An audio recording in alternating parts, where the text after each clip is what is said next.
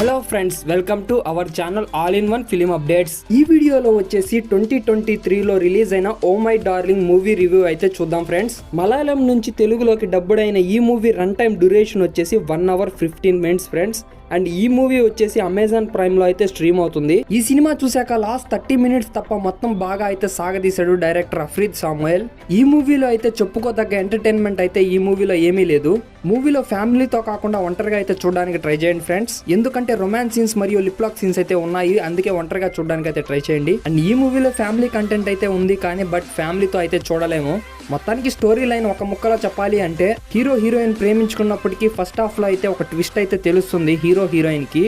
And ఆ విషయం ఏంటనేది, దాన్ని ఎలా ఫేస్ చేశారు వాళ్ళ లైఫ్ లో అనేది స్టోరీ. ఈ మూవీ ప్లస్ పాయింట్స్ వచ్చేసి ఫస్ట్ హాఫ్ లో స్టార్ట్ అయ్యే చిన్న పాయింట్ అయితే ఎంగేజ్ చేసి అండ్ క్లైమాక్స్ 30 minutes లో ఇంట్రెస్ట్ లో ఉన్న ట్విస్ట్ ని అయితే రివీల్ చేసి ఎండ్ చేశారు ఈ మూవీలో. అండ్ యూనిక్ స్క్రీన్ ప్లే, తీసిన సినిమాటోగ్రఫీ, మ్యూజిక్, బ్యాక్గ్రౌండ్ స్కోర్ అయితే మూవీకి అయితే ప్లస్ అయితే అయింది. మైనస్ పాయింట్స్ వచ్చేసి మూవీలో ఒక మంచి స్టోరీ లైన్ అయితే తీసుకున్నారు, కానీ దానికి మంచి పాయింట్ యాడ్ చేయడం ఆపేసి ఆ స్టోరీ లైన్ పాయింట్ అవుట్ చేసి చూపించారు.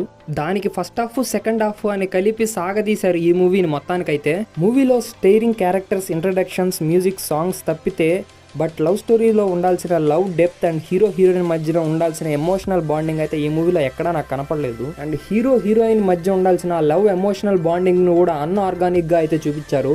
హీరో హీరోయిన్ మధ్య ఉండే ఆ ట్విస్ట్ ని కూడా, సెన్సిటివ్ విషయాన్ని కూడా ఇంట్లో చెప్పాల్సింది పోయి దాని మీద అయితే కామెడీ ట్రై చేశారు డైరెక్టర్. మొత్తానికి హీరో హీరోయిన్ పర్ఫార్మెన్సెస్ విషయానికి వస్తే మాత్రం హీరోయిన్ అన్నికా సురేంద్ర పర్ఫార్మెన్స్ అయితే పర్లేదు అనిపించింది. అండ్ హీరో పర్ఫార్మెన్స్ అయితే చాలా అన్ఆర్గానిక్ గా అయితే ఏదో చేసామంటే చేసామన్నట్టుగా అయితే ఉంది మూవీలో.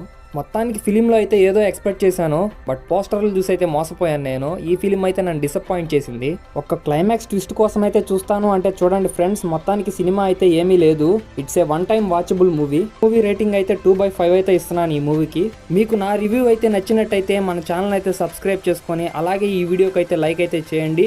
నెక్స్ట్ న్యూ మూవీ రివ్యూతో అయితే మీ ముందుకు వస్తాను. Bye friends, bye bye, Tata.